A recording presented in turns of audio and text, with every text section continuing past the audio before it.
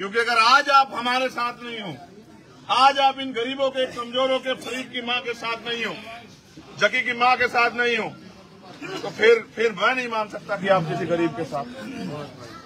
तो मैं आपसे भरोसा दिलाता हूं,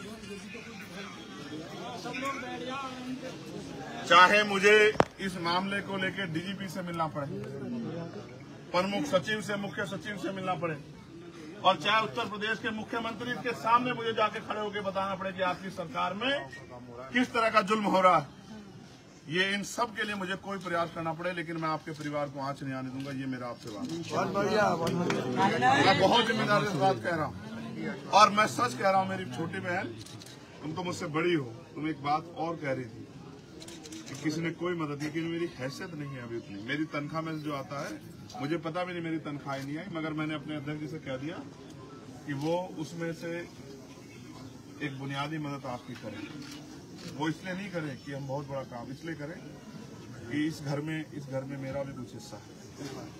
अगर आज फरीद नहीं है तो कहीं ना कहीं जो है मेरी भी कुछ जिम्मेदारी बैठी है, तो मैं अपनी जिम्मेदारी को अदा करूंगा। मेरी हैसियत अभी, अगर मैं कहीं ताकत में होता तो फिर जिसकी बात तुम कह रही हो वो काम सत्ता में बैठे लोग दे देंगे, तो मैं सरकारी नौकरी भी देकर दिखाता और मैं उन गुंडों को सजा दिलवा कर देता।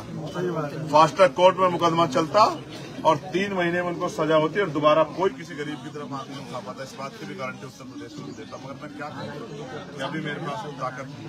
लेकिन याद रखना, अगर अपराधी और जुल्म करने वाले लोग अपने आप को खुदा समझ बैठे तो घबराना मत, बिल्कुल मत घबराना, क्योंकि ये सच नहीं है, ये सच नहीं है कि जो गुनाह कर रहा है, जो अपराध कर रहा है, जो गरीबों को सता रहा है, वो कभी ताकतवर नहीं हो सकता। एक समय होता है ताकतवर बनने का, एक समय होता है सत्ता के बदौलत ताकत में रहने का, वो समय है उन पे, लेकिन ये परमानेंट उनकी नहीं है सत्ता, ये जाएगी। और कमजोरों के हाथ में भी सत्ता आएगी, मेरी बात, और कोई कहीं नहीं जाएगा, सब यही रहेंगे। और मुकदमे ये खड़े हैं हमारे साथी, हमारे एक इंस्पेक्टर, मुकदमे तो 20-20 साल बाद भी खुलते हैं,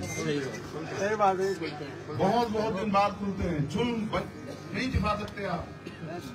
अगर तमन्ना सच्ची हो और आपके दिल में कोई बात याद हो आपको, तो 20-20 साल बाद भी, नौकरी से रिटायरमेंट के बाद भी मुकदमे खुलते हैं और सजा होती है, और पेंशन भी रुक जाती है, और रिकवरी भी होती है, बहुत कुछ होता है। बस आप अपने इस कमजोर भाई पे भरोसा रखें। और मैं आपसे, अपनी माँ से जो यहाँ बैठी, उनसे कहूंगा कि वो खुद को अकेला ना समझे, हम सब लोग आपके साथ,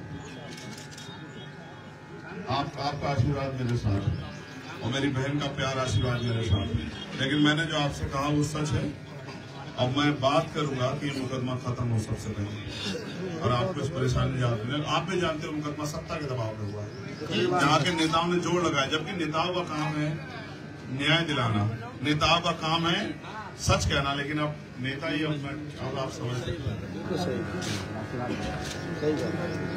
मैं उनको, जिनका जमीन बन गया, उनको कुछ नहीं कहना। मैं आपके प्यार परिवार के लिए प्रार्थना करूंगा कि कुदरत आपको दुख सहने की शक्ति दे।